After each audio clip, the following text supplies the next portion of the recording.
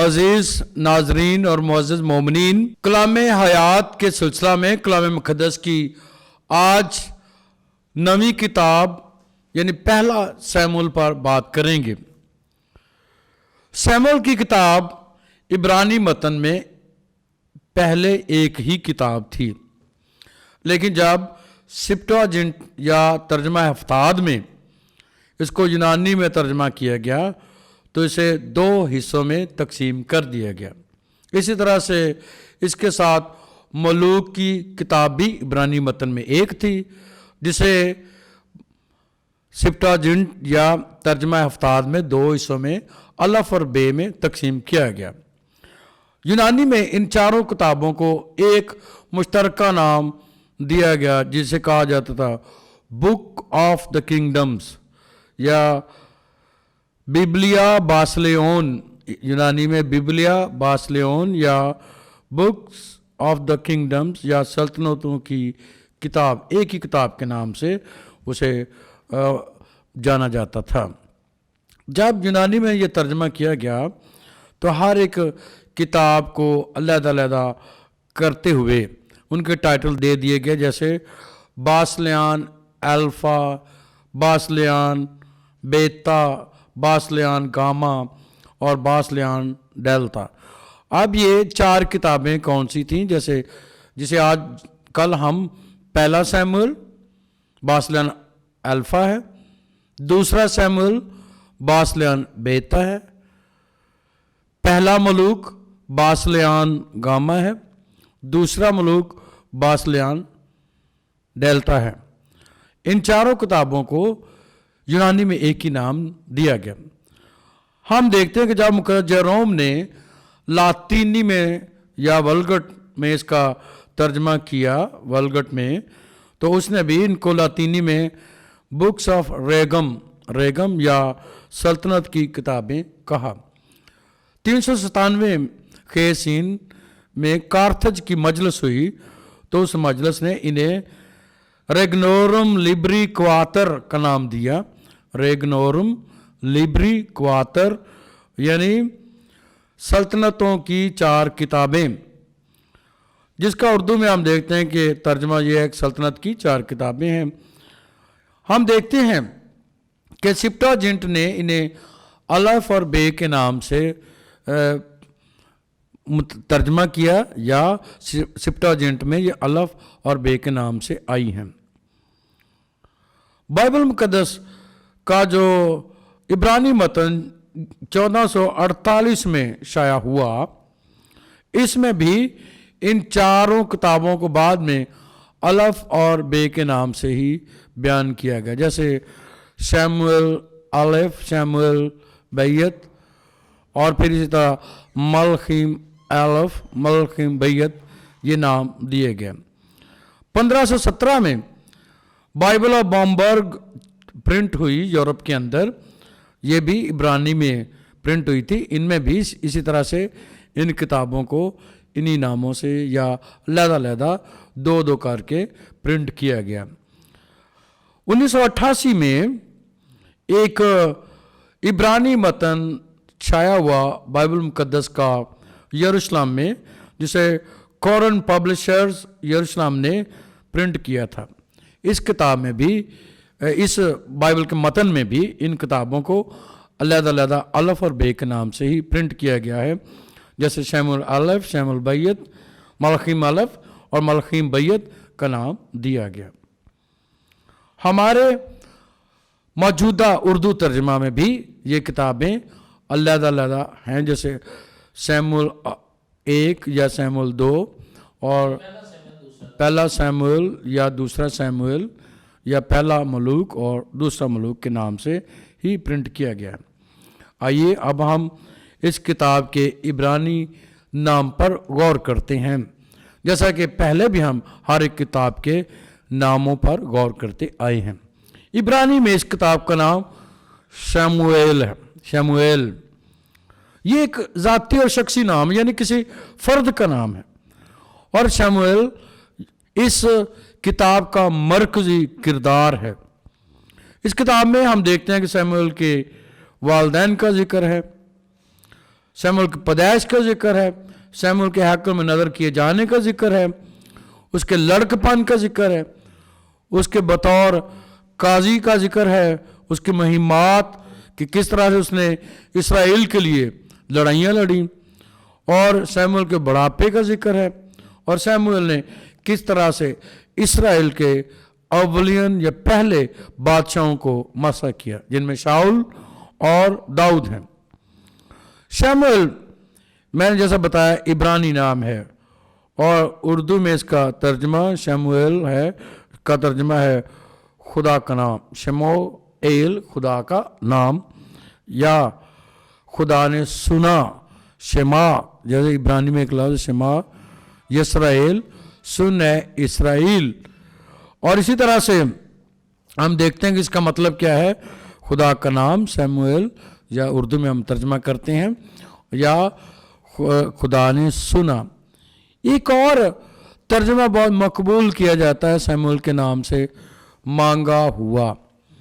बेशक लफ्जी तौर पर, बुनियादी तौर पर देखें तो वो तर्जमा इसका है नहीं, लेकिन किताब के अंदर मौजूद उस वाक्य की बिना पर इसे मांगा हुआ कई लोग तर्जमा करते हैं। जैसे हन्ना ने दुआ की, जो शमूएल की वालदा थी, और उसके मांगने से खुदा ने उसे एक बेटा दिया।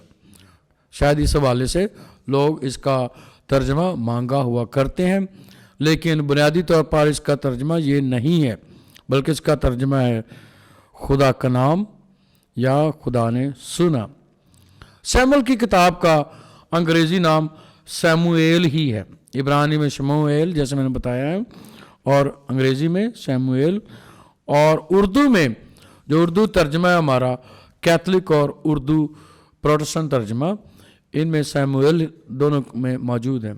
बाज़ का इसे शमूएल और शमूआल दोनों लिखा भी कई दफ़ा उर्दू में गया है, और इसका तर्जमा वही है, चूँकि ये एक ज़ाती और शख्सी नाम है, इसलिए शमूएल के नाम का तर्जमा हर एक ज़ुबान में वही है, खुदा का नाम, खुदा ने सुना।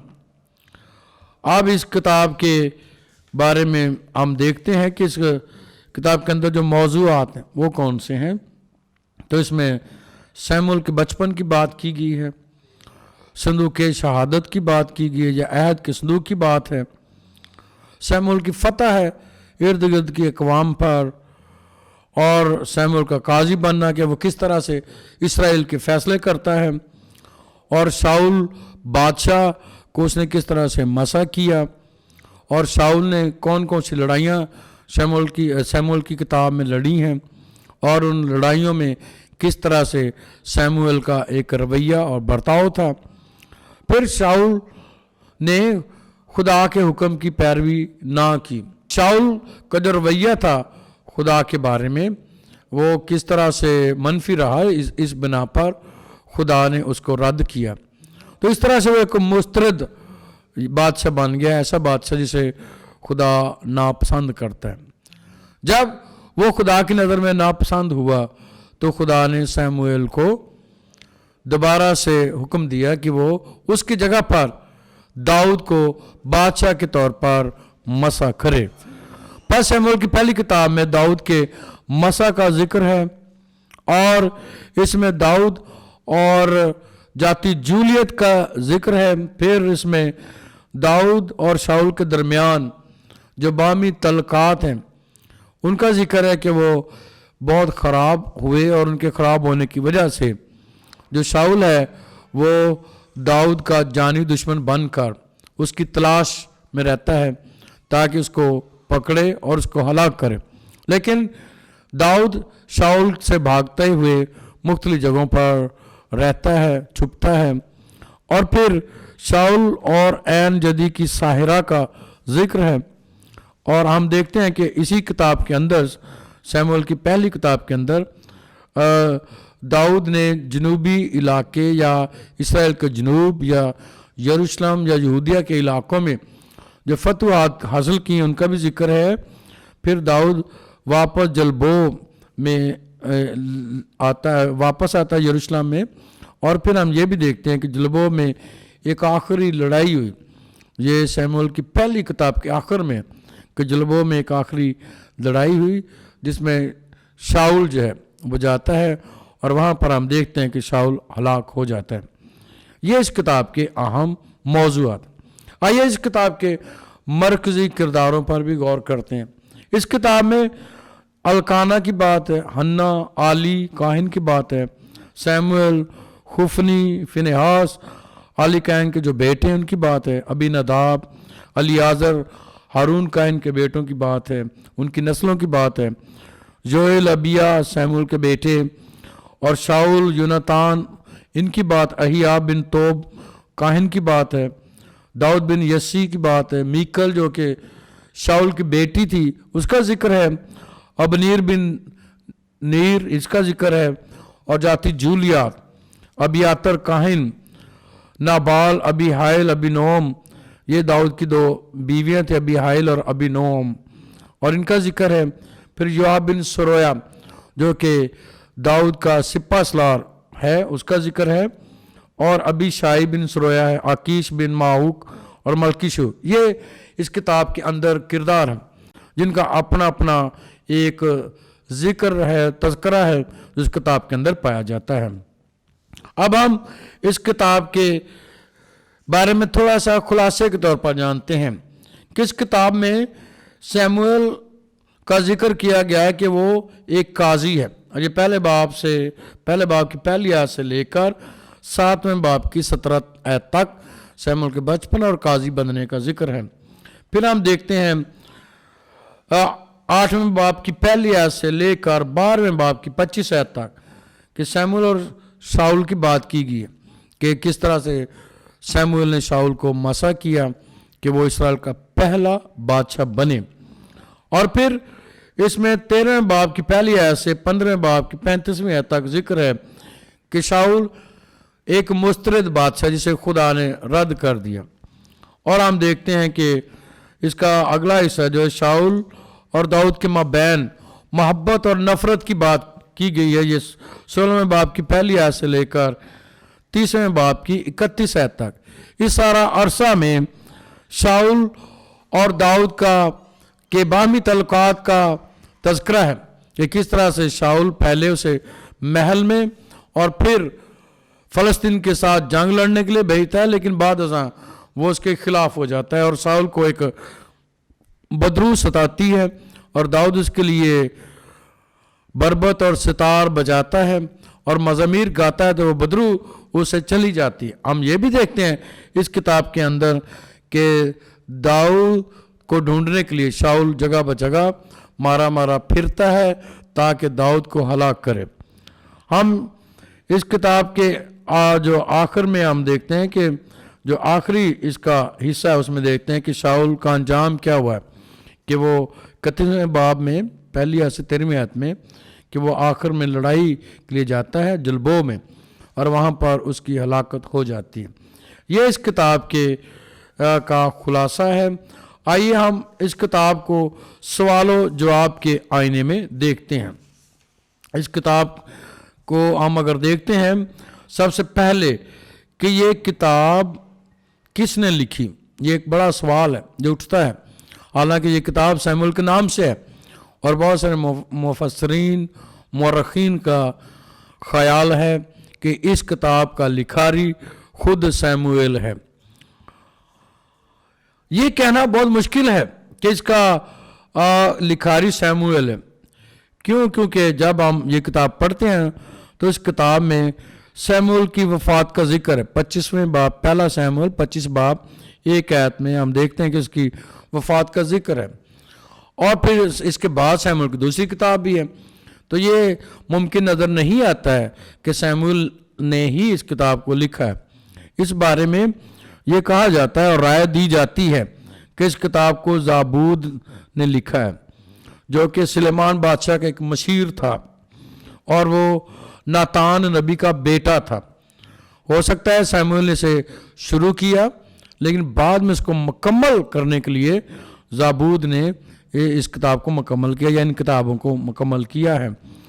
یہودی تالمود کے مطابق سیموئیل اس کتاب کا مصنف ہے، لیکن ہم دیکھتے ہیں جیسے میں نے پہلے بتایا کہ جب سیموئیل کی وفات ہوگی ہے تو وہ اس کو کیسے آگے لکھنے کے لیے کیسے لکھ سکتا تھا. اس لیے ہم دیکھتے ہیں کہ اس کتاب کا جو لکھنے والا سیموئیل کے علاوہ زبور بھی ہے. اب ہم دیکھتے ہیں کہ یہ کتاب کن لوگوں کے لیے لکھی گئی. یہ کتاب اسرائیل کے لیے، بنی اسرائیل کی قوم کے لیے لکھی گئی ہے. یہ کتاب کہاں لکھی گئی؟ چونکہ سیموئیل کی کتاب کا سارا بیان اسرائیل یا وعدہ کی سرزمین کے ارد گرد گھومتا ہے، اس لیے یہ کتاب کنعان، ملک کنعان یا وعدہ کی سرزمین یا اسرائیل میں لکھی گئی. یہ کتاب کب لکھی گئی؟ اس کتاب کے اندر کئی حوالے موجود ہیں جو اس طرف اشارہ کرتے ہیں کہ اسے سلیمان بادشاہ کی وفات کے بعد یعنی 930 کے بعد لکھا گیا، یا اسرائیل کی تقسیم کے بعد، جیسا کہ اسرائیل اور یہودا کی بات اس کتاب میں کی گئی ہے. 11ویں باب کو اگر ہم پڑھتے ہیں اس کی 8ویں آیت اور 17ویں باب کی 52 آیت اگر پڑھتے ہیں اور 18ویں باب کی 16 آیت پڑھتے ہیں تو ان حوالوں سے ظاہر ہے کہ یہ سلیمان کی وفات کے بعد لکھی گئی. بہرحال یہ ایک رائے ہے، لیکن اس کتاب کے اندر وہ تمام واقعات موجود ہیں جو اسرائیل میں بادشاہ قائم ہونے سے پہلے کے ہیں اور بادشاہ قائم ہونے کے بعد کے ہیں. یہ کتاب کس بارے میں؟ اپنے مواد کے اعتبار سے سیموئیل کی کتاب ان تمام واقعات کا تسلسل ہے جو قضات کی کتاب میں رونما ہوئے، کیونکہ قضات کی کتاب میں ہم دیکھتے ہیں قاضیوں کا دور تھا اور سیموئیل ایک قاضی تھا، اور جس طرح سے قاضی اپنی قوم کی رہنمائی کرتے تھے اسی طرح سے سیموئیل نے بنی اسرائیل کی قیادت کی، رہنمائی کی اور ان کے دشمنوں کے ہاتھوں سے انہیں چھڑایا. نہ صرف یہ بلکہ اسرائیل میں بادشاہ کا آغاز سیموئیل ہی سے ہوتا ہے جب اس نے خدا کے حکم سے بادشاہ کے لیے شاؤل کو مسح کیا. ہم یہ کتاب کیوں لکھی گئی؟ اگر ہم دیکھیں تو اسرائیل پر شروع سے ہی خدا بادشاہ ہے اور اسرائیل اس بات کو مانتی بھی ہے کہ خدا ہمارا بادشاہ ہے، خداوند ہمارا خدا ہے. اس لیے یہ کتاب خدا کے بادشاہ کے ہونے پر بہت زور دیتی ہے. اس کے ساتھ ہم دیکھتے ہیں کہ اسی کتاب میں سب سے پہلے بادشاہت کا آغاز ہوتا ہے، اور جب بادشاہت کا آغاز ہوتا ہے تو سب سے پہلے شاؤل اور پھر داؤد کو بادشاہ ہونے کے لیے مسح کیا گیا. اب اسی مسح سے ہم دیکھتے ہیں کہ آج جب ہم جیزس دا کنگ یا المسیح بادشاہ کہتے ہیں تو اس کنسپٹ یا تصور کا سب سے پہلا تذکرہ یا اوریجن یا ماخذ سیموئیل کی پہلی کتاب، وہیں سے المسیح کے بادشاہ ہونے کے اوریجنز یا ماخذ ہمیں ملتے ہیں. اس لیے مسح کرنا یا ممسوح ہونا یا ماشیخ عبرانی میں وہ اسی کتاب میں ہے، موجود ہے کہ خدا نے بادشاہ ہونے کے لیے مسح کیا ہے، اور مسیح عقیدہ کہ المسیح ہمارا بادشاہ ہے ہم اسی کتاب سے پاتے ہیں. پس سیموئیل کی کتاب بادشاہت کے آغاز کی کتاب، اسرائیل میں بادشاہت کے آغاز کی کتاب، اور وہی بادشاہت آگے دور جدید میں مسیحیت میں منتقل ہوتی ہے. اس لیے آج مسیح ہمارا بادشاہ ہے. اور اس کا تیسرا پہلو یہ ہے کہ المسیح دوبارہ بادشاہت کی حیثیت سے ہمارے درمیان آئے گا، جیسا کہ ہم متی کی انجیل میں پڑھتے ہیں کہ جب ابن انسان اپنے جلال میں آئے گا، یعنی متی 25 باب میں ہم دیکھتے ہیں. تو ان تمام چیزوں کا ذکر ہم اسی کتاب سے شروع کرتے ہیں. یہ کتاب ہمارے لیے کیا معنی رکھتی ہے؟ جیسے خدا ہمیشہ سے دنیا کا بادشاہ ہے، خدا آج بھی ہمارا بادشاہ اور حاکم ہے. وہ آج بھی دنیا میں حاکم اور بادشاہ مقرر کرتا ہے، کیونکہ بائبل میں لکھا ہے کہ ہر ایک بادشاہ خدا کی طرف سے مقرر ہوتا ہے. اس لیے وہ بادشاہ بھی ہے اور دنیا میں بادشاہت قائم بھی کرتا ہے. جیسا رومیو 13 باب 1 آیت میں لکھا ہے کہ وہ خود بادشاہوں کا بادشاہ اور حاکم رہتا ہے۔ شموئیل کی کتاب سے ہمیں یاد دلایا گیا ہے کہ اسرائیل کے لوگ خدا کی طرف رجوع لائیں، کیونکہ وہ آسمان کا بادشاہ ہے، وہ زمین کا بادشاہ ہے، اور ہمیشہ اسی کی پرستش کریں اور اسی کی تمجید کریں، کیونکہ وہ ہماری حفاظت کرتا ہے، وہ ہماری نگہبانی کرتا ہے، وہ ہمیں بچاتا ہے، وہ ہمیں نجات دیتا ہے۔ جس طرح سے داؤد نے اسرائیل کو خوشی، خوشحالی، شادمانی، ترقی عطا کی، اسی طرح سے المسیح کے بارے میں ان کا ایمان یہ پختہ ہو گیا کہ جب المسیح آئے گا تو وہ داؤد کی طرح بادشاہ ہوگا، جو ہمیں مضبوط کرے گا، جو ہمیں بحال کرے گا، جو ہمیں خوشحالی اور ترقی دے گا، اور ہم سمجھتے ہیں کہ جب مسیح آئے گا تو وہ ہمیں نجات بخشے گا۔ امید ہے آپ کو یہ ساری معلومات بہت اچھی لگی ہوں گی۔ ان معلومات سے آپ کے علم میں اضافہ ہوا ہوگا، اور ان معلومات سے آپ کا ایمان مضبوط ہوا ہوگا۔ آپ سب کو بہت شکریہ۔ مہربانی کر کے کیتھولک ٹی وی کو لائک کریں، کمنٹ کریں، سبسکرائب کریں۔ بہت شکریہ۔